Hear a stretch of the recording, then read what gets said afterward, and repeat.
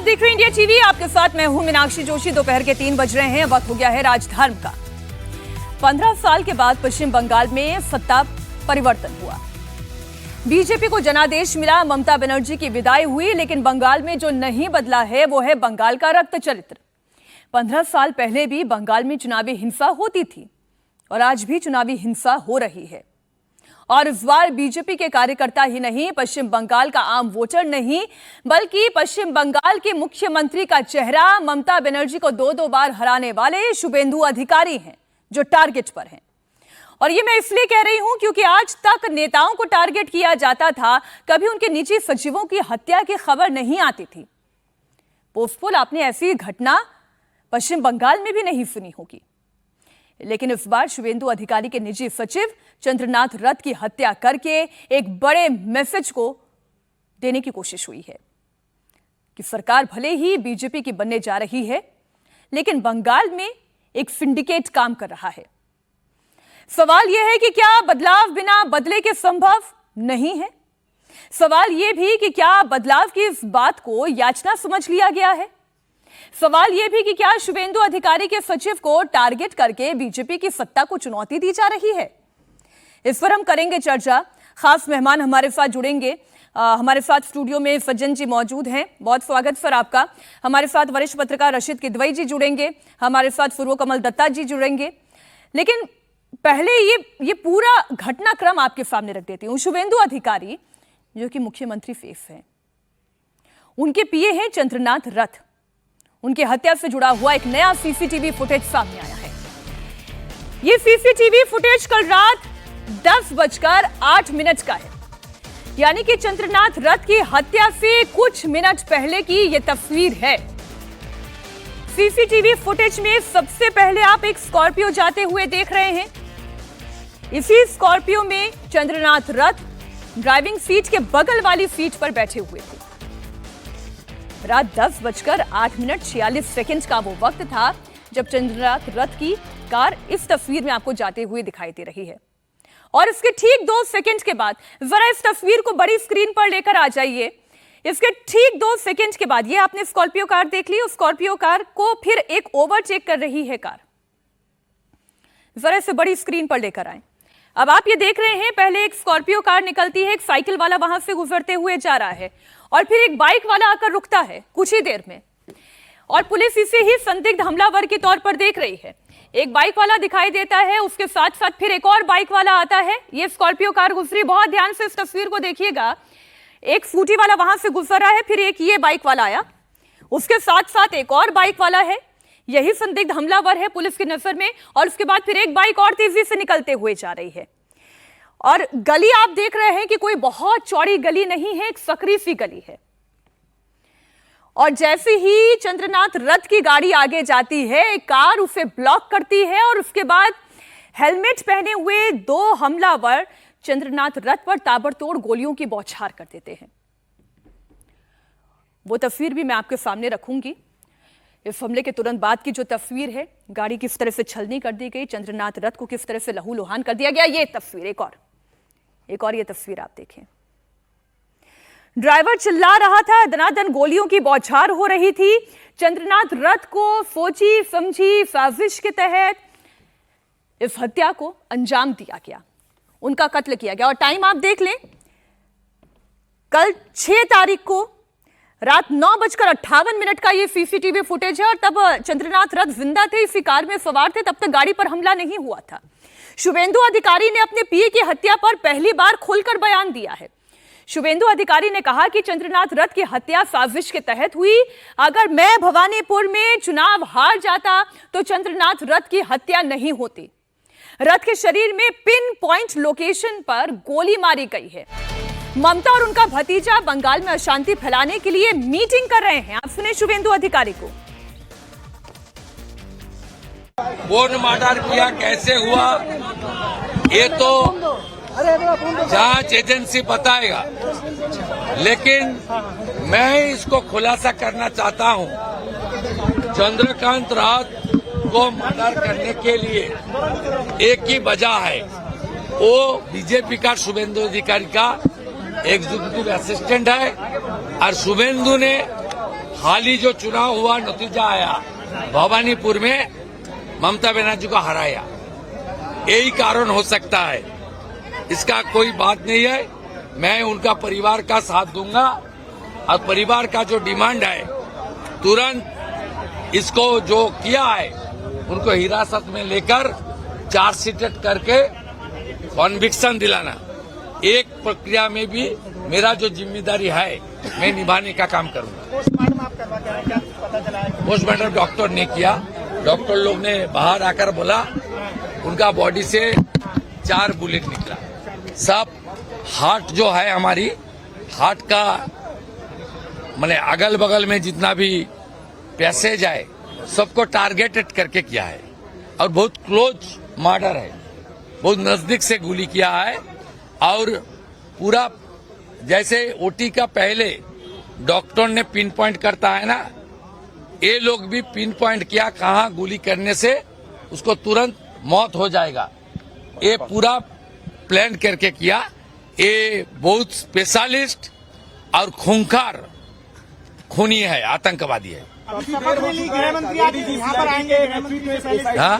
काफी देर हो चुका है, एडीजी सीआईडी के नेतृत्व में सीट गठन किया गया है, प्राइमरी रिपोर्ट कुछ मिल रहा है सर आपको? थोड़ी देर पहले हमारी डीजीपी साहब ने मुझे बताया, हम लोग खुलासा नहीं कर रहा है, वो लोग पत्रकार को बताएगा। वो बहुत सारा क्लू उनको मिल गया है और इन्वेस्टिगेशन का प्रोग्रेस भी अच्छा है उन्होंने जो बताया।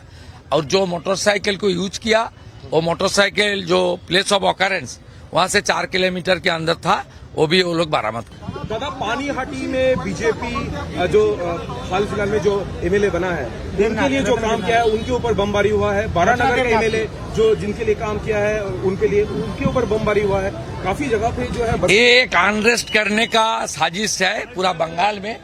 9 तारीख शपथ ग्रहण है नया सरकार का, उसका पहले पूरा बंगाल में एक कानून व्यवस्था को तोड़ने के लिए ये ममता बनर्जी जो मीटिंग सब कर रहा है उनका भतीजा को लेकर, वहां से भी कुछ प्लान हो सकता है। अब जो बात शुभेंदु अधिकारी कह रहे हैं, जो तस्वीरें हम देख रहे हैं, जो पुलिस की तरफ से जानकारी मिल रही है, उससे एक बात तो साफ है कि एक सुनियोजित हत्या की यह साजिश थी। प्रोफेशनल किलर्स को हायर किया गया, स्कॉर्पियो कार की रेकी हुई, उसे ब्लॉक किया गया, पॉइंट ब्लैंक रेंज पर उनके ऊपर वार किया गया और हत्या की गई। और ये सज्जन जी जो ये पूरी घटना हुई है, अभी समय कितना बीता है? 4 तारीख को नतीजा आया और 2 दिन के अंदर अंदर हत्या हो गई। नहीं, देखिए 2 चीज़ें इससे स्पष्ट होती हैं। एक, अभी तक हम लोग मानते थे कि बंगाल में जो हिंसा होती है बहुत ही रक्त रंजित हिंसा होती है, लेकिन हमारा मानना था कि वो पॉलिटिकल मर्डर्स होते हैं और आमतौर पे ये जो सत्तारूढ़ पार्टी है उनके तरफ से विपक्ष के लोगों के करवाए जाते हैं। तो इसमें 2 चीज़ है। एक तो ये धारणा बदल रही है और ये दिखा रहा है कि बंगाल में टीएमसी के अंदर वायलेंस का कल्चर कितनी बुरी तरीके से अंदर समा गया है, समाज कितना बदल गया है। कि देखिए 1970 की बात है, जब कांग्रेस सत्ता में थी उस समय एक मर्डर हुआ था वर्धमान में। सीपीएम की एक रैली जा रही थी और एक परिवार था जिस घर का नाम था साईं बारी, उसमें उस भीड़ ने अटैक किया। 2 भाई थे, दोनों भाई की उसी समय भीड़ ने हत्या की। कहा जाता है कि मां को दोनों भाइयों के बेटे के खून से सने हुए चावल खाने के लिए मजबूर किया। उसके बाद दूसरे थे, उनकी आंख निकाल ली गई। यह कांग्रेस के जमाने में सीपीएम ने किया था। इस पे कई इन्वेस्टिगेशन आई, सब कुछ हुआ, लेकिन कुछ हुआ नहीं। लेकिन फिर भी यह था कि यह सब राजनीतिक हत्याएं थी। लोग जानते थे कि विपक्ष जा रहा है, उसके लोगों ने अटैक किया और वही चीज बाद में भी। लेकिन शायद वहां पे प्रोफेशनल गुंडों को, क्रिमिनल्स को हायर करके, जो बाकी जगह आप पंजाब में या बाकी जगह देखते हैं कि मर्डर्स होते हैं, यह पहली बार नहीं हो रहा है। अगर आप ध्यान करें, 4 अक्टूबर 2020 को जब फिर बीजेपी चुनौती दे रही थी और बैरकपुर में ही वहां के बाहुबली नेता जो अभी बीजेपी में है और उस समय भी बीजेपी में चले गए थे, अर्जुन सिंह, जब वो बीजेपी में चले गए थे और काफी वहां पे बीजेपी के लिए प्रचार प्रसार कर रहे थे, उनके बहुत करीबी मनीष शुक्ला, उनकी हत्या इसी तरीके से, जब वो कहीं मार्केट में थे बाइक पे, 4-5 लोग आके ऑटोमेटिक असॉल्ट राइफल से उनकी दंदना के हत्या की थी, जो बिल्कुल फिल्मी स्टाइल में एक समय में बिहार, यूपी, पूर्वांचल, जो आजकल जो पंजाब से जुड़े हुए माफिया के बारे में सुनते हैं, वो हुआ था। लोगों ने उसको एक्सेप्शन माना कि बंगाल में पॉलिटिकल मर्डर्स बहुत भयावह होते हैं, लेकिन वो पॉलिटिकली पता रहता है कि सत्तारूढ़ करती है। ये जो अभी मर्डर हुआ है चंद्रनाथ रथ का, ये बिल्कुल उसी स्टाइल से होता है जैसे एक क्रिमिनल सिंडिकेट प्रोफेशनल किलर्स करते हैं। तो जो पॉलिटिकल नेचर बंगाल का था वो अब क्रिमिनलाइजेशन की ओर चलेगी, जहां पे प्रोफेशनलाइजेशन ऑफ क्रिमिनल्स भी हो गया है कि अब पॉलिटिकल्स जो क्रिमिनल्स होते थे, जो नेता जो गुंडों को अपनी पार्टी में लाते थे और वो खुल के गुंडे करते थे, ये वो दिखा रहा है कि अब वहां पे टीएमसी के अंदर में चाहे मनीष शुक्ला की हत्या हुई हो अक्टूबर 2020 में, चाहे चंद्रनाथ रथ की हत्या हुई हो कल, ये दिखाता है कि बंगाल में टीएमसी के अंदर पॉलिटिकल वायलेंस अब क्रिमिनल वायलेंस में बदल चुका है। ये केवल रूलिंग पार्टी का वायलेंस नहीं है, ये वही दौर है जहां पे अपोजिशन सत्ता से तो बाहर हो गया है, लेकिन वो ये संदेश भेजने की कोशिश कर रहा है कि अभी भी वायलेंस क्रिएट करने की कैपेसिटी, फियर इंस्टॉल करने की कैपेसिटी जो नहीं चला चुनाव के नतीजों में। मैसेज की बात कर रहे हैं, तो इसका मतलब तो फिर यह है जो बात शुभेंदु अधिकारी कह रहे हैं कि अगर मैं भवानीपुर हार गया होता तो चंद्रनाथ रथ की हत्या नहीं होती। अगर वो भवानीपुर चुनाव हार गए होते और मुख्यमंत्री के वो चेहरे नहीं होते, ये बात हालांकि शुभेंदु अधिकारी नहीं कह रहे हैं, ये बात, लेकिन सवालिया निशान है ना।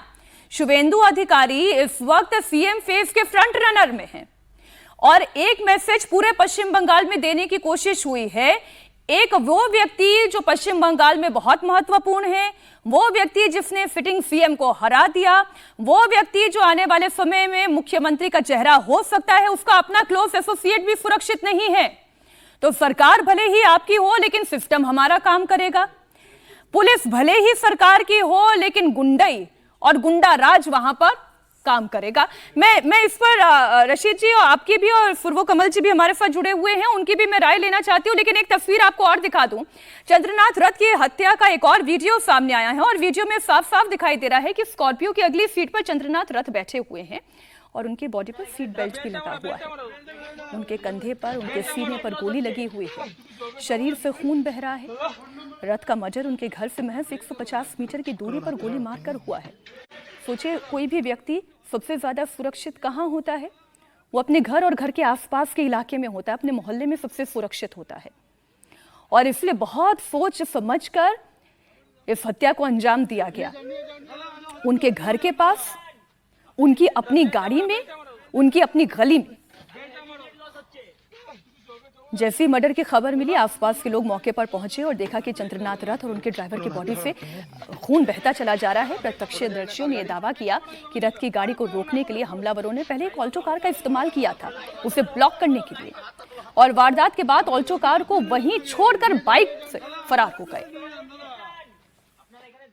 अचानक एक शख्स ने बोला जे इधर गोली मार दिया गया, गोली मार दिया गया। तो हमने बोला कौन, किसको गोली मार दिया गया? तो बोला उधर देखो बॉडी पड़ा है। तो हमने दौड़ के गया, जाके देखा एक गाड़ी के अंदर एक आदमी रो रहा था और उस गाड़ी के सामने स्कॉर्पियो में है और स्कॉर्पियो के सामने एक ऑल्टो गाड़ी गार्ड किया है। तो उनके बोला जे क्या हुआ?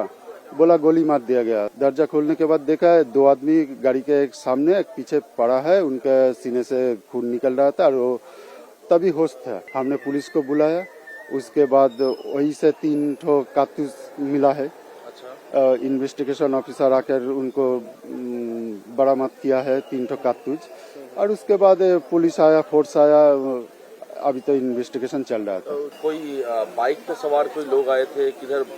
देखिए इधर से ना बाइक दिन रात, जो ऑनलाइन डिलीवरी है ना, रात दिन चलते ही रहता है गाड़ी।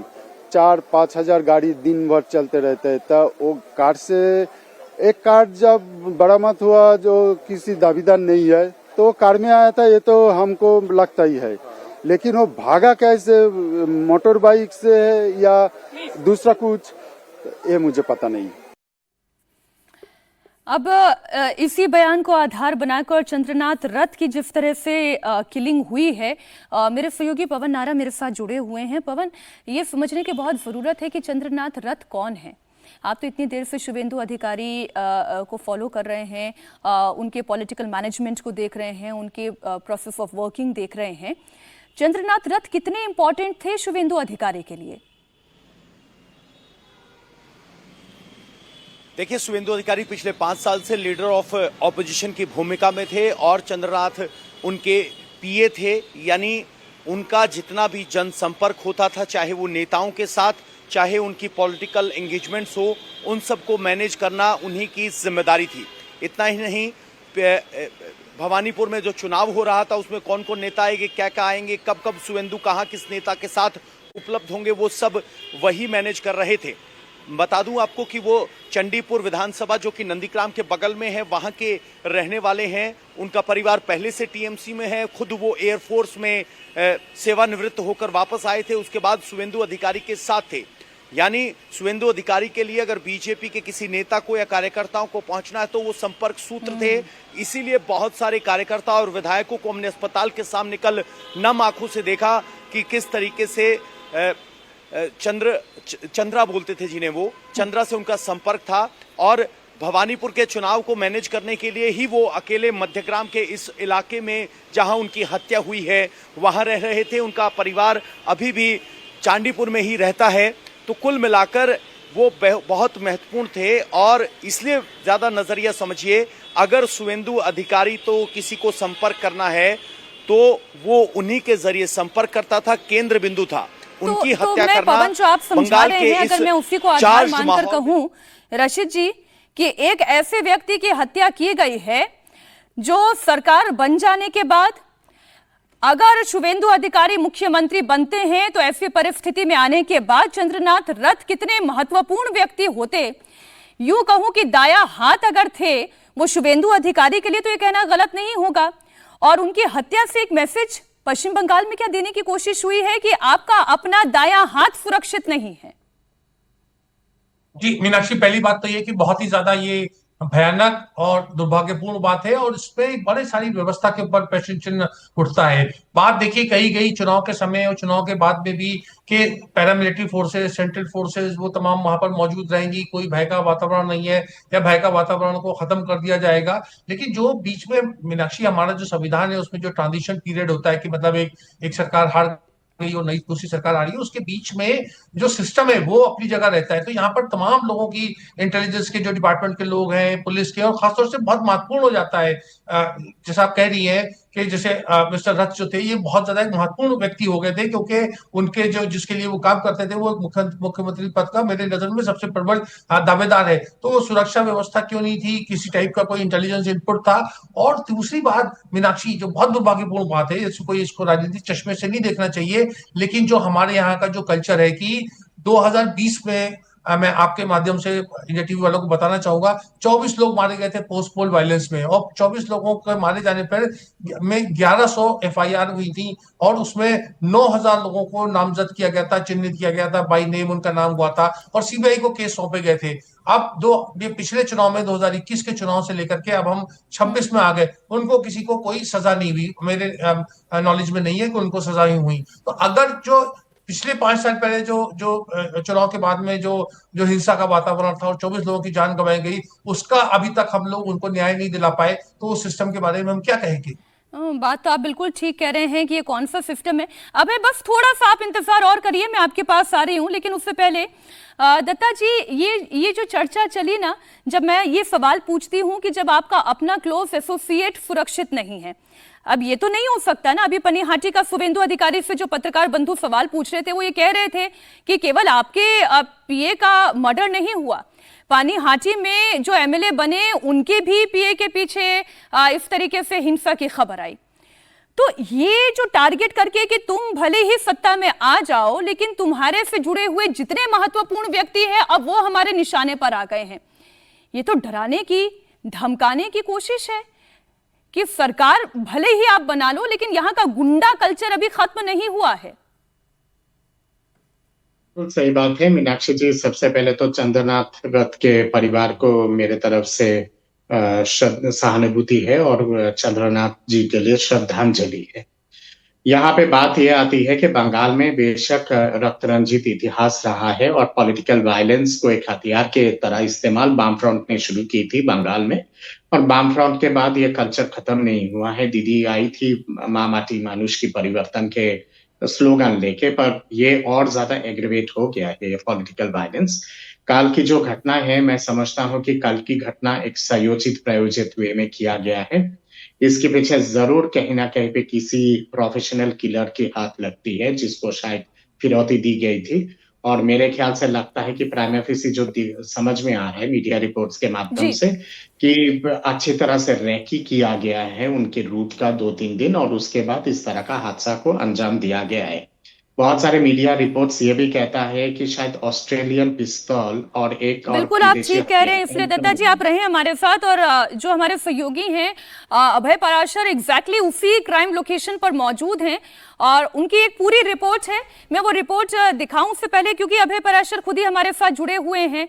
अभय देखें, कोई भी व्यक्ति सबसे ज्यादा सुरक्षित अपने आप को कहाँ महसूस करता है? वो अपना घर, अपना मोहल्ला होता है या अपना दफ्तर होता है, और वहां पर अगर उसकी हत्या की जा रही है, इसका मतलब ये कि आप एक मैसेज देने की कोशिश कर रहे हो कि आप अपने घर में भी सुरक्षित नहीं हो। आप भले ही होंगे शुभेंदु अधिकारी के पीएस, लेकिन आप सुरक्षित नहीं हैं।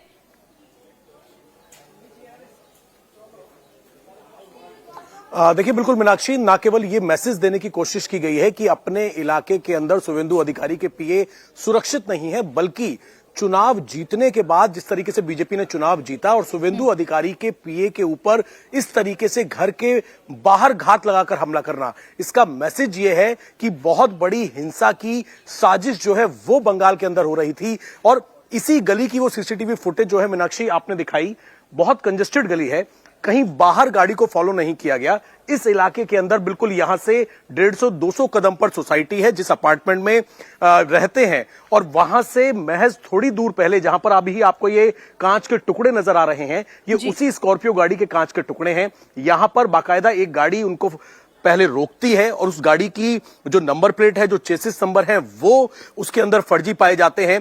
पुलिस की अगर मैं आपको अपडेट की बात करूं मीनाक्षी, तो अभी जो जानकारी है, कुछ संदिग्धों को पुलिस ने हिरासत में लिया है, एक बाइक पुलिस ने बरामद की है, लेकिन क्या ये वही शूटर्स हैं जिन्होंने पॉइंट ब्लैंक से बेहद नजदीक से इस हत्याकांड को अंजाम दिया है? इस बारे में अभी पुलिस कुछ साफ नहीं कर रही है, लेकिन जिन्होंने साजिश रची, क्योंकि 1-2 दिन नहीं बल्कि पूरी टाइमलाइन खंगाली गई कि कितने बजे जो पीए हैं वो यहां से निकलते हैं, कितने बजे आते हैं, उनकी गाड़ी कहां पर ब्लॉक की जा सकती है। ये बिल्कुल नैरो कट है। यहां पर अगर किसी स्कॉर्पियो गाड़ी को दूसरी गाड़ी अगर ओवरटेक करती है तो वो यहां से भाग नहीं सकते। आगे जहां पर अपार्टमेंट है वहां पर और गली जो है वो संकरी हो जाती है। इसी वजह से इस जगह को घेरा गया। एक गाड़ी ने पहले कवर किया, उसी दौरान बाइक पर कुछ लोग आए और उन्होंने बिल्कुल नजदीक से गोलियां चलाई हैं। तो फिलहाल कुछ लोगों को पुलिस ने हिरासत में लिया है। एक तस्वीर मैं आपको और दिखा दूं, सामने की तरफ जहां पर आगे आपको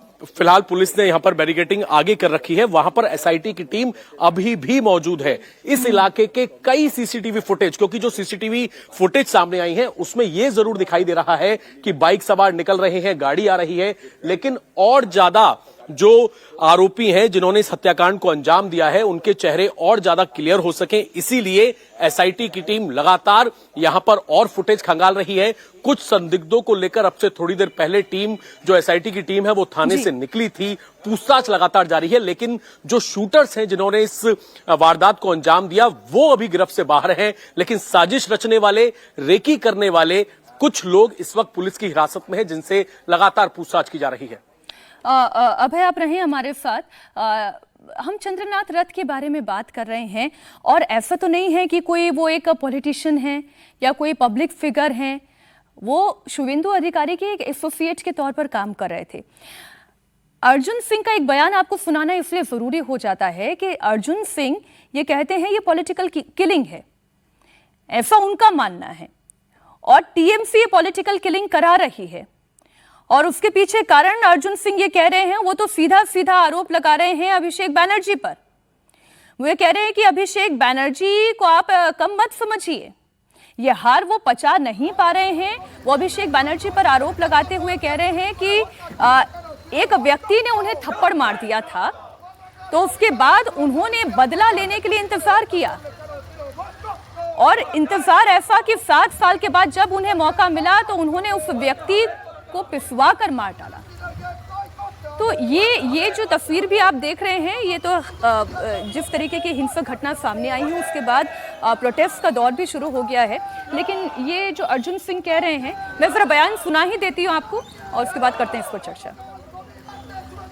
वायलेंस है कि अभिषेक बनर्जी ने करवाया है, ये तो तदंत का बात है।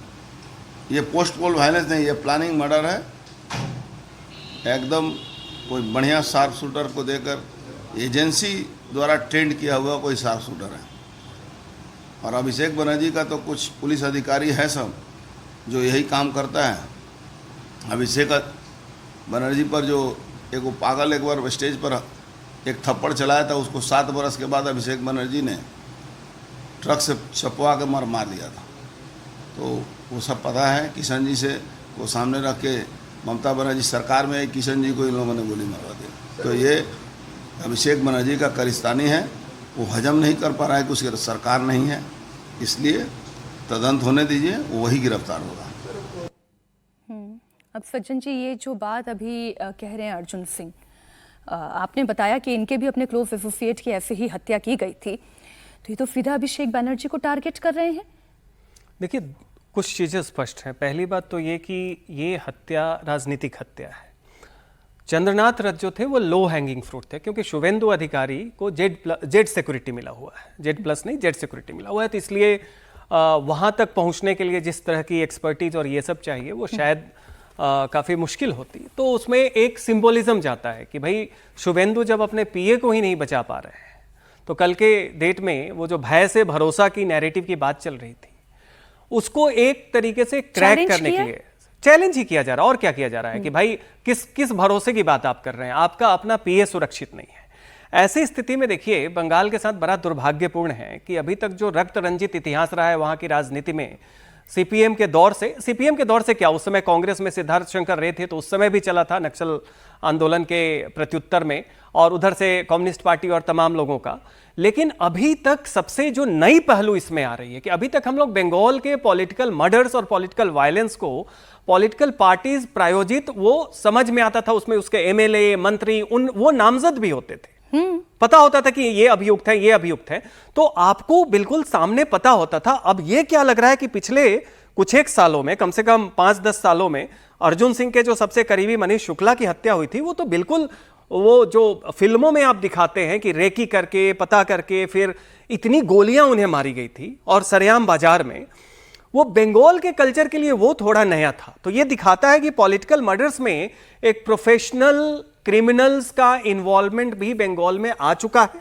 उस पर अभी तक चर्चा इसलिए नहीं होती थी क्योंकि हमारे दिमाग में यह धारणा थी कि वहां की हिंसा जो होती है वो वहां के कार्यकर्ताओं नेताओं के द्वारा प्रायोजित होती है। यह प्रोफेशनल क्रिमिनल्स का इन्वॉल्वमेंट दिखता है कि यह चल रहा था, और यह फियर फैक्टर जिसको खत्म करने की बात थी, यह उसी को दिखाने की कोशिश है कि देखिए अभी भी भले ही सरकार हार गई हो, सिस्टम अभी भी बना हुआ है, ऐसे लोग हैं जिनके चेहरे सामने नहीं है, एमएलए नहीं है, मंत्री, लेकिन निश्चित तौर पे ऑर्डर जो भी होगा, साजिश अगर है तो साजिश किसी बड़े स्तर पे हुई है, सिंबॉलिकली हुई है, क्योंकि वो लो हैंगिंग फ्रूट थे। शुभेंदु तक पहुंचना कठिन है क्योंकि उनके पास जेड सिक्योरिटी प्लस है। ये बात तो बिल्कुल ठीक है ना दत्ता जी, चाहे वो शुभेंदु अधिकारी हो, चाहे अभी अर्जुन सिंह बोल रहे हों, चाहे हम जितने भी बड़े पॉलिटिकल फेसेस की अक्रॉस बीजेपी लाइन बात कर रहे हैं, सबके पास तो सिक्योरिटी है, लेकिन उनके पीएपीएस को थोड़ी ना सिक्योरिटी देते रहेंगे। पुलिस एक एक व्यक्ति के साथ तो कोई सिक्योरिटी खड़ी नहीं कर सकती है, तो ये फिर सब सॉफ्ट टारगेट बन गए। ये बिल्कुल सही बात है, और मैं समझता हूं कि तमाम जितने सारे लोग जो पॉलिटिकल पार्टीज के लिए काम करते हैं, चाहे वो सत्ता पक्ष के लिए करे, वामफ्रंट के लिए करे, कांग्रेस के लिए करे, टीएमसी के लिए करे, टीएमसी के लिए भी ये कहीं ना कहीं एक चिंता का विषय है कि टीएमसी के अंदर जिस तरह के इंटरनल क्लैशेस हो रहा है और जिस तरह का इंटरनल फाइट हो रहा है, टीएमसी के कार्यकर्ताओं और नेताओं के साथ भी इस तरह की चीजें हो सकती है। तो ये चीज को एनकरेज करना या फिर इसको एक पॉलिटिकल प्रोटेक्शन देना वो बहुत बहुत दुर्भाग्यपूर्ण है। और मैं समझता हूं कि इसको तत्काल खत्म करने की आवश्यकता है। वो नीप इन द बड जिसको बोले ना, वो नीप इन द बड करने की जरूरत है। एक महत्वपूर्ण विषय यहाँ पे एक और उठाने की जरूरत है। आज मैं देख रहा था सोशल मीडिया पे कुछ वीडियोस आ रहे थे, बांग्लादेश के जो जमायत जो है ना, जमात की जो पार्टी है बांग्लादेश की, उसके मुखिया सरेआम कह रहे ममता दीदी को कि आप दिल्ली के विरोध में बगावत कर दो और ये 17 करोड़ जो बांग्लादेशी मुस्लिम हैं आपके साथ इस मुहिम में, इस जंग में शामिल हो जाएंगे और आपके साथ बिल्कुल समर्थन देंगे और आप पश्चिम बंगाल को इंडिपेंडेंट राज्य के हिसाब से डिक्लेयर कर दो। तो ये सारी वीडियो सोशल मीडिया पे चल रहा है। तो कल का घटना अगर देखा जाए, मैं समझता हूं कि ये भी हो सकता है कि उस पार, बंगाल के उस पार से, वो पार बांग्ला से यानी कि बांग्लादेश से प्रोफेशनल किलर्स को हायर किया गया होगा और वो लोग शायद ये मर्डर करके अंजाम देके और उसके बाद बांग्लादेश भाग गए होंगे। अब किसने करवाया है और किसके इशारे पे हुआ है ये तो जांच का विषय है। क्या इसके पीछे टीएमसी के हाथ है या नहीं, ये भी जांच का विषय है। पर शुरुआती तौर पे जो लगता है कि ये आइसोलेटेड एक पॉलिटिकल मर्डर नहीं है, ये संयोजित प्रयोजित वे में किया गया है और कहीं ना कहीं पे एक पॉलिटिकल मैसेज देने की कोशिश की गई है कि अपकमिंग जो भाजपा सरकार है, उनके तमाम जितने सारे बड़े नेता हैं, उनके सेक्रेटरी या फिर असिस्टेंट्स को अगर इस तरह से मारा जा रहा है तो ये जो भय मुक्त बंगाल का जो स्लोगन है बीजेपी का, उस पे बहुत बड़ा क्वेश्चन मार्क लग जाता है। और कहीं ना कहीं लेकिन रशीद जी, जो बात दत्ता जी अभी कह रहे हैं कि अगर भय पर भरोसे का वातावरण, या जो बात अभी सज्जन जी ने कही, अभी तक जितने भी ट्रांजिशन हमने देखे उसमें जो सत्ता में आता है वो ज्यादा निरंकुश हो जाता है। इस बार एक मैसेज देने की कोशिश हुई प्रधानमंत्री मोदी के द्वारा कि भाई बदले की भावना से काम नहीं होगी, बदलाव की भावना से काम होगा, विकास की भावना से काम होगा। लेकिन अगर इस तरीके की तस्वीरें सामने आएगी जहां पर गुंडा कल्चर हावी रहेगा, जहां सिंडिकेट कल्चर हावी रहेगा, तो क्या उस बदलाव की भावना से बीजेपी की सरकार काम कर पाएगी? क्योंकि अगर गुंडा तंत्र इतना भीतर तक कहीं पर पेनिट्रेट कर चुका है, जो सिस्टम में घुस चुका है, जो पुलिस पर भी हावी हो चुका है, वहां पर बदलाव की भावना से कितना काम हो पाएगा? कितना सुरक्षा की भावना लोगों के भीतर पैदा कर पाएगी बीजेपी? मीनाक्षी, बात भाजपा या तृणमूल या किसी राजनीतिक दल का नहीं है। बात यह है कि अगर विधायक को पता है, जैसे अर्जुन सिंह जी अलर्ट ऐलान कह रहे हैं कि उसमें अभिषेक बनर्जी का हाथ हो सकता है, शुभेंदु अधिकारी कह रहे हैं, मैं आपके माध्यम से ये पूछना चाह रहा हूं कि वहां की पुलिस क्या कर रही है? पुलिस कोई सरकार का इंतजाम, उसके कोई हमारे संविधान में ही नहीं है कि आप सरकार का इंतजार करें कि कौन मुख्यमंत्री बनेगा और कौन ओथ लेगा। वो एक अलग कार्रवाई है। कभी भी हमारे देश में संविधान में कोई गैप, कोई पॉज पीरियड नहीं होता कि जहां के ऊपर कोई इंचार्ज नहीं है। तो डीजीपी है, उनकी जिम्मेदारी है, जो लोकल थाना है उसकी जिम्मेदारी है, और तमाम पूरा जो है सिस्टम और जो जितने भी, जो जैसा मैं कहता हूं कि इंटेलिजेंस के लोग हैं, वो तमाम लोग इसके लिए वो हैं। तो इसलिए इसमें पूरी गंभीरता से अगर किसी ने ऐसा कोई जघन्य अपराध किया है तो उसको फौरन कार्रवाई होनी चाहिए। हम यहाँ लोगों का नाम लेकर के उनको एक तरीके से, अगर वो बेकसूर है तो हम उनको बदनाम कर रहे हैं, अगर वो कसूरवार है तो मेरा तो प्रश्न इस पे नहीं था सर। मेरा प्रश्न ये है कि हम जो मुहावरा सुनते हैं ना, लोहा लोहे को काटता है, लेकिन क्या लोहे को काटने के लिए जिन फूल भरे शब्दों का इस्तेमाल किया जा रहा है उससे ये लोहा कटेगा? ये तंत्र सुधरेगा? उसका सबसे आसान तरीका, और सबसे आसान तरीका यह है कि अगर पुलिस को इस बात में प्रथम दृष्टि में लगता है कि राजनीतिक हत्या है और उसमें राजनीतिक लोग शामिल हैं, चाहे वो उन्होंने प्रोफेशनल किलर से कराया हो, किसी से भी कराया हो, उनको फौरन गिरफ्तार करना चाहिए। और उससे आप देखिएगा पूरा जो ये डर और भय की हम बात कर रहे हैं सब खत्म हो जाएगा। अब ये कहना कि बांग्लादेश से वहां को जमात का आदमी कौन कर रहा है, अरे हमारा पूरा बॉर्डर सिक्योरिटी फोर्स वहां मौजूद है, कोई आदमी यहां से आकर ऐसे कैसे भाग गया? 12 साल से केंद्र में सरकार किसकी है और बॉर्डर सिक्योरिटी किसकी जिम्मेदारी है? तो इस तरह के राजनीति से प्रेरित हम बयान देने से बचे। मतलब एक टीवी डिस्कशन में हमें सबसे ज्यादा ये होना चाहिए। ये तो हम जान ही रहे हैं कि बांग्लादेश और पश्चिम बंगाल के बीच का जो बॉर्डर है वो कितना पोरस है। इसे क्यों ठीक नहीं किया जा सका और क्यों और कितना ठीक करने की आवश्यकता है, इस पर बहुत सारी राजनीतिक चर्चाएं हुई हैं। ये विषय नहीं, 12 साल बहुत बड़ा पीरियड होता है, बहुत कुछ किया जा सकता था। और अगर कोई सरकार, राज्य सरकार उसमें बाधा पहुंचा रही थी तो सरकार को हटाने का भी प्रावधान है। दत्ता जी इस पर रिस्पॉन्ड करना चाहिए, छोटा सा कमेंट सर। जहां पे जिस इलाके में ये सारी चीजें हुआ है उससे आगे अगर 50 किलोमीटर 100 किलोमीटर आगे अगर जाएंगे तो वो बांग्लादेश का बॉर्डर है। ये जो आपके जो 55 किलोमीटर दक्षिण बंगाल में जो बॉर्डर की फेंसिंग नहीं हुई है उस पे ये इलाका भी आता है। और इस इलाके में आप बंगाल के ऐसे ऐसे जगह हैं, सैकड़ों नदियां हैं, उनकी उपशाखाएं हैं, आप तैर के इस पार से उस पार जा सकते हैं। तो बंगाल की जो बॉर्डर की जो निगरानी है वो 100% सिक्योरिटी फोर्सेस के माध्यम से नहीं हो सकता है जब तक आप उसकी सिक्योरिटी मैकेनिज्म को बिल्कुल तब्दील ना कर दे। वहां पे ड्रोन्स की इंट्रोडक्शन की बहुत आवश्यकता है। अभी तक प्रदेश के सरकार की तरफ से किसी तरह का कॉपरेशन नहीं मिला था और वो पूरा इलाका का बॉर्डर जो है वो पूरा खोला हुआ है, मैदान है, धानखेत का मैदान है, इस पार से उस पार से चले जाते हो पगडंडी के माध्यम से, रात के अंधेरे में कोई भनक भी नहीं लगता है। तो ये जो सच्चाई है, इस सच्चाई को नजरअंदाज नहीं किया जा सकता है। मैं समझता हूं कि बंगाल पुलिस की कहीं ना कहीं पे विफलता रही है और बंगाल पुलिस आज के डेट में अकेले इसकी जांच नहीं कर सकती। मैं आपकी बात से 100% सहमत हूं सर, सहयोग लेने की जरूरत 100% मैं आपकी बात से सहमत हूं। लेकिन जैसे आप बॉर्डर पर सिक्योरिटी की मैकेनिज्म की बात कर रहे हैं, मैं तो पश्चिम बंगाल में इसी सत्ता के मैकेनिज्म को समझना चाह रही हूं। ये कौन सा मैकेनिज्म है जो सत्ता टीएमसी के पास रहती है तब भी हिंसा में जाता है, सत्ता बीजेपी के पास चली गई तब भी हिंसा में जा रहा है। आज मुख्यमंत्री शुभेंदु अधिकारी यदि बन जाते हैं तो उनका दायां हाथ आपने काट दिया। अभी पवन हमारे सहयोगी बता रहे थे कि किसी को मिलना है, किसी से बात करनी है, अगर शुभेंदु अधिकारी को कहीं किसी पब्लिक मीटिंग में जाना है। ये भी तक सुन रही हूं कि भवानीपुर में जो काउंटिंग एजेंट, हालांकि बहुत सारे काउंटिंग एजेंट होते हैं लेकिन उसमें से भी एक महत्वपूर्ण व्यक्ति यही चंद्रनाथ थे।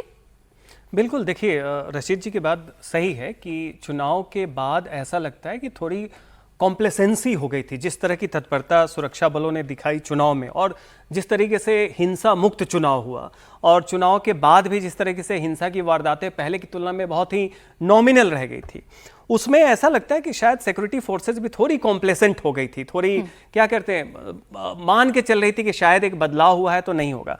तो पहली बात तो यह है कि यहाँ पे तत्परता जरूरी थी क्योंकि ट्रांजिशन फेज में आपको और ज्यादा सतर्क रहना चाहिए। दूसरी बात आप देखिए, ये भी दिखाता है कि ऐसे एलिमेंट हैं, चूंकि चंद्रनाथ रथ की कोई वो पृष्ठभूमि नहीं है, एयरफोर्स प्रोफेशनल से रिटायर होकर शुभेंदु के साथ बिल्कुल अंडर द रेडार काम कर रहे थे। ऐसा भी नहीं कि उस एरिया में वो बहुत ज्यादा दिनों से रह रहे थे कि उनका कोई जमीनी विवाद हो, व्यक्तिगत विवाद हो, पारिवारिक विवाद हो। तो ऐसा लगता है कि ये जो भी हुआ है एक पॉलिटिकल मर्डर है। तो पॉलिटिकल मर्डर हमने कहा कि वो लो हैंगिंग फ्रूट थे क्योंकि बाकी के पास जेट सिक्योरिटी है तो आप उसके एसोसिएट को मारे। तो ये सबसे इसमें दुर्भाग्यपूर्ण बात क्या है कि जो हमें लग रहा था कि बंगाल का ट्रांजिशन सीपीएम से कांग्रेस से, सीपीएम से, टीएमसी से बीजेपी, ऐसा ना हो कि पार्टी तो बदल जाए लेकिन तंत्र वही रहे। और तंत्र क्या है कि political terror as an instrument to intimidate the voter, उनको डराइए पॉलिटिकल टेरर से और फिर उससे या तो उनको आप साइकोलॉजिकली डरा के रखिए कि वोट ना दे या आपको दे। वो कल्चर जो है जिसे हम मान रहे थे कि शायद इस बार टूटेगा। अब ये डरा कर क्या मैसेज करना चाह रहे हैं? अब जो ये डर पैदा करना चाह रहे हैं, अगर ये टीएमसी नहीं किया, मैं केवल एक क्वेश्चन मार्क के साथ इस सवाल को लेकर आ रही हूं, और अगर ये टीएमसी नहीं भी है, जो गुंडा तंत्र सिंडिकेट यहां काम कर रहा है, अगर वो ये करना चाह रहा है तो ये किसे डराना चाह रहा है? बीजेपी को, शुभेंदु अधिकारी को? नहीं, ये एक जनमानस को ये मैसेज देना है कि अगर आपको लगता है कि ये पॉलिटिकल मैंडेट बंगाल के पॉलिटिकल कल्चर और जो स्ट्रक्चर है वायलेंस का उसको खत्म कर दिया है तो शायद नहीं है। और उसकी सबसे बड़ी बात मुझे दिखता है कि इस बार जो मेथड है वो बड़ा ही डिफरेंट है। ये पॉलिटिकल वायलेंस पुराने ढर्रे में नहीं है कि कार्यकर्ता और नामजद लोग जाके, नेता लोग जाके कर रहे हैं। ये वायलेंस है जिसमें आप प्रोफेशनल्स को आप ढूंढते रहिए ना, इस तरह के प्रोफेशनल मर्डर्स में। जो अभी दत्ता जी बता रहे हैं कि बॉर्डर ऐसा तैर के आप पार चले जाएं, हो सकता है वो प्रोफेशनल मर्डर बांग्लादेश से आए हों, मर्डर करके पार करके बाहर चले गए, इधर भी हो। क्या उन्होंने मास्क पहन रखा था, कैसे थे? सवाल है कि जब वो इनविजिबल हो जाता है, जब आप इस पार्टी का एमएलए, पहले हम जानते थे सीपीएम और कांग्रेस या टीएमसी और सीपीएम का वायलेंस में आप उसे सिद्ध करें या ना करें, कानूनी तौर पे आप कहते थे कि ये नेता शामिल है, ये कार्यकर्ता शामिल था, उस व्यक्ति ने अमुक किया, अमुक किया। इसमें तो ये तो एक प्रोफेशनल कॉन्ट्रैक्ट किलर्स के द्वारा मर्डर करवाया जा रहा है। तो मेथड बदला है लेकिन इसका मैसेज वही है। अभी तक हम लोग सब क्या डिबेट कर रहे हैं कि बंगाल में terror as an instrument of political method नहीं खत्म हुआ है। ये अपने आप में एक सक्सेस है। जो लोग चाहते हैं कि भले ही सत्ता बदल जाए, पार्टियां बदल जाए, अब इसमें पुलिस की लापरवाही निश्चित तौर पे, जब आप चुनाव के पहले इतने सतर्क थे तो ट्रांजिशन फेज में आपको सतर्कता बरतनी थी। शायद ज्यादा भरोसा कर लिया गया मैंडेट के ऊपर, इस बात पे कि प्रधानमंत्री ने कहा कि भय से भरोसा, जी बदला नहीं बदलाव, लेकिन उसको इंश्योर करने के लिए सिक्योरिटी का एक इंतजाम वैसे होना चाहिए था जो पहले था। कुछ क्योंकि चुनाव के बाद की जो तस्वीरें हमने देखी थी और फालता का हमने देखा कि चुनाव क्यों रद्द करने की स्थिति आई। दत्ता जी, ये जो अभिषेक बनर्जी का नाम बार बार लिया जा रहा है, या जेके मॉडल का नाम जैसे आप ले रहे थे, या कुछ इस तरीके की बातें जो लगातार बीजेपी के नेताओं के द्वारा भी उठाई जा रही थी, बार बार पिन पॉइंट अभिषेक बनर्जी पे, तो एक हिस्सा ये हो सकता है कि भाई राजनीतिक आरोप है और ये सबसे आसान होता है कि आप राजनीतिक आरोप लगा दें, लेकिन वाया अभिषेक बनर्जी, हमेशा अभिषेक बनर्जी का नाम क्यों सेंटर पॉइंट पे आ जाता है?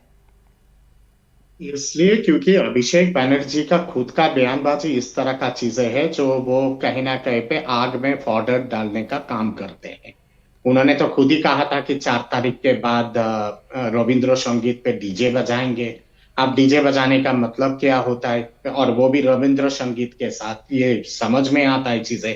उसके बाद फिर अमित शाह जी के लिए उनका क्या बयान था कि अगर बाप का बेटा है तो 4 तारीख के बाद 12 बजे के बाद दिल्ली में, कलकत्ता में मौजूद रहना। दत्ता जी, मैं माफी के साथ आपको रोक रही हूँ क्योंकि एक बड़ी तस्वीर आ रही है। ममता बनर्जी से मिलने के लिए अखिलेश यादव पहुंचे हैं और ये तस्वीर इस वक्त आपके सामने है। आप जानते हैं कि वो पहले ही ऐलान कर चुके थे कि उनका एक पूरा सपोर्ट ममता बनर्जी के साथ इस चुनाव में है, और जब ममता बनर्जी ये चुनाव हार गई तभी अखिलेश यादव ने कहा कि मॉरली ये ममता बनर्जी की ही विक्ट्री है। और जिस तरीके से उन्होंने इलेक्शन कमीशन पर आरोप लगाया, जिस तरीके से केंद्र सरकार पर आरोप लगाया, ये वही बातें हैं जो ममता बनर्जी लगातार बीजेपी पर और इलेक्शन कमीशन पर आरोप लगा रही थी। अभिषेक बनर्जी भी अखिलेश यादव के साथ हैं, उनका वेलकम करने के लिए वही आगे पहुंचे थे, और घर के अंदर इस वक्त ममता बनर्जी दिखाई दे रही हैं और उनका सम्मान करते हुए अखिलेश यादव दिखाई दे रहे हैं।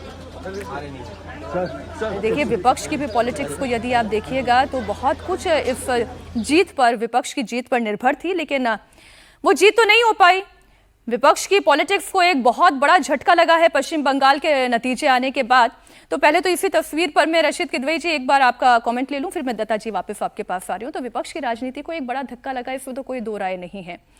और अखिलेश यादव जी देखिए, अखिलेश यादव इसलिए बहुत ज्यादा सक्रिय है क्योंकि उनको लग रहा है कि अगला नंबर उनका है। उत्तर प्रदेश में फरवरी में 27 में चुनाव है और वहां के ऊपर भी कमोबेश राजनीतिक रूप से वही स्थिति है कि उनके ऊपर एक लगेगा कि वो अल्पसंख्यकों का तुष्टिकरण करते हैं और वोटर्स का पोलराइजेशन होगा और तमाम चीजें होंगी। तो इसलिए वो ममता बनर्जी का साथ इस टाइम देने की कोशिश कर रहे हैं। लेकिन मीनाक्षी, सबसे बड़ा मसला ये है कि ममता बनर्जी जो इस्तीफा नहीं देने के लिए बात कर रही है और वो उससे पूरा विपक्ष क्या उनके साथ खड़ा होगा, खासतौर से कांग्रेस पार्टी, मुझे लगता है कि मुझे उसमें संदेह है। क्योंकि जो जहां तक संविधान की अवहेलना की बात आएगी तो उस समय विपक्ष जो है वो क्या ममता बनर्जी का एक एक्स्ट्रा आगे जाके उसका साथ देगा, और वो उनके लिए कठिन घड़ी है। लेकिन आप देखिए, जो घर तस्वीर दिखा रहे थे तो बंगाल में मीनाक्षी जो है वो सीएम हाउस नहीं है और वो अपने निजी मकान में रहती है और काफी सादगी से रहती है। देखिए, अभिषेक बनर्जी के खिलाफ कोई भी मामला बनता हो, 1% भी जो शक शुबा है, उनको फौरन पहला काम जो हमारे कानून में है उसमें गिरफ्तारी होनी चाहिए। नहीं तो हम ऐसे उनके ऊपर अलग ऐलान इस तरह का नाम लगा। मैं कोई अभिषेक का पक्षधर नहीं हूं, मैं आपसे सिर्फ कानूनी व्यवस्था की बात कर रहा हूं कि व्यवस्था के अनुसार अगर वो, क्योंकि इसका तो मतलब ये है कि अभिषेक बनर्जी को बड़ी जल्दबाजी है कि जेल में जाने की, कि अभी चुनाव हारे और इस तरह की राजनीतिक हत्याएं करा रहे हैं। नहीं, सर, मैं तो उन बयानों की बात कर रही हूँ और शायद दत्ता जी भी उसी तरफ इशारा कर रहे थे कि जब आप पब्लिक डोमेन में आकर ये कहते हैं कि भाई 4 तारीख के बाद कलकत्ता में रुक कर दिखाओ फिर मैं बताऊंगा, जब आप इस तरीके से भड़काऊ बयान देते हैं तो शंका अपने आप ही की तरफ होगी ना। जी, मैं बिल्कुल, गैर जिम्मेदाराना बयान उन्होंने भी दिए, लेकिन गैर जिम्मेदाराना बयान और सज्जन भी बहुत सारी चीजें उदाहरण सकते हैं, बहुत लोगों ने दिए। तो उसका तो चुनाव खत्म, वो सब बातें खत्म। लेकिन मुझे अभी भी मतलब ये मुझे ऐसा नहीं लगता है, हो सकता है कि मैं गलत साबित हूं, कि वो इतना कि अभी राजनीतिक हत्याओं को करने में, यही पे कह रहा हूं, अगर उन्हें बहुत ज्यादा जल्दबाजी है जेल जाने की, या वो अमित शाह और नरेंद्र मोदी जी का व्यक्तित्व नहीं जानते हैं, तो दूसरी बात है। अदरवाइज तो इससे ज्यादा बेवकूफी की कोई बात ही नहीं हो सकती। और इस तरह की राजनीतिक वायलेंस से उन्हें मिलेगा क्या? उम्र कैद, फांसी, क्या चाह रहे हैं वो? आपको ये लगता है ये टीएमसी के द्वारा प्रेरित नहीं है? नहीं, मैं ये नहीं कह रहा, मैं कह रहा प्रेरित है तो और भी ज्यादा दुर्भाग्य की बात है। लेकिन एक किसी बड़ा शख्सियत जो सक्रिय राजनीति में होता है उसको ये सब चीजें पता होती है। देश में क्या किसी को पता नहीं कि अमित शाह जी अगर कोई आदमी इस तरह की राजनीतिक हत्या करेगा तो उसके साथ क्या होगा? अब सर वो तो पता चले तब ना। आप ही ने खुद ने कहा अपने पहले ही स्टेटमेंट में, इतनी पॉलिटिकल किलिंग हो गई, इतने सारी चार्जशीट डाल दी गई, इतनी एफआईआर दर्ज हो गई, सीबीआई क्या ढूंढ पाई? अब इस मामले में भी एसआईटी का गठन हो गया है, कुछ नतीजा सामने आता है या नहीं आता ये तो आगे की बात है। लेकिन एक मैसेज जो खड़ा हो गया, एक बवंडर जो खड़ा हो गया, वो तो ये बता ही रहा है कि पश्चिम बंगाल में सबसे महत्वपूर्ण व्यक्ति का अपना निजी सचिव भी सुरक्षित नहीं है। और यही वो डर का वातावरण है जिससे बाहर निकालने का भरोसा प्रधानमंत्री और गृह मंत्री अमित शाह देकर गए थे। उस भरोसे के ऊपर एक सवालिया निशान लगाने की कोशिश हो रही है, ये डर पैदा करने की कोशिश हो रही है। अब ये कैसे रुकेगी, कैसे थमेगी और बीजेपी इस चुनौती से कैसे निपटती है, ये तो वक्त बताएगा। आज राजधर्म में चर्चा में इतना ही। बहुत शुक्रिया सज्जन जी आपका, सुब्रो कमल दत्ता जी, रशीद किदवई जी आपका भी बहुत शुक्रिया।